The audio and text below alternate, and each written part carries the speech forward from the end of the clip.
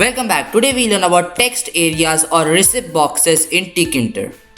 Guys, so now I have set up my window. Now to make the text area or the receipt box, you have to make a variable. Then we have to type your text. Then we have to give it in the root, and then we can give the height and the width. So if I give the height at 250 and the width at 250, then we can pack it. Guys, so now here you can see this is a text box. So basically if I enlarge it, you can see the entire thing is a text box now. So here you can see the height and width are almost same as the window geometry. So now I can type text inside this.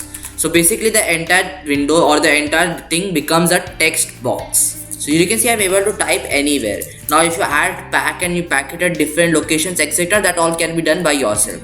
Now I'll show you about the select background and the select foreground. So select background will make it to black, and select foreground will make it to yellow. Now we will change it to dot place, and we'll place it at x coordinate equals to say 50 and y coordinate, and then we are gonna even reduce the width text box. We'll make it to 150 each. So guys, now you can see when I make it smaller, you can see the boundary of the text box. So this is how the text box or the receipt box is created. Now if I type something, what is my name? Okay, now I can give answer XYZ. For example, you type this. Now you select something, automatically the background becomes black and the foreground becomes yellow. So that's how you can make text boxes. Then in the next video we will learn about how you can save the data from this text box into a text file using the file dialog box. So we'll also learn that. So guys, that wraps up our video on text boxes and receipt boxes in Tkinter. If you want to see more of such videos, make sure you subscribe, like and share. Until then, bye.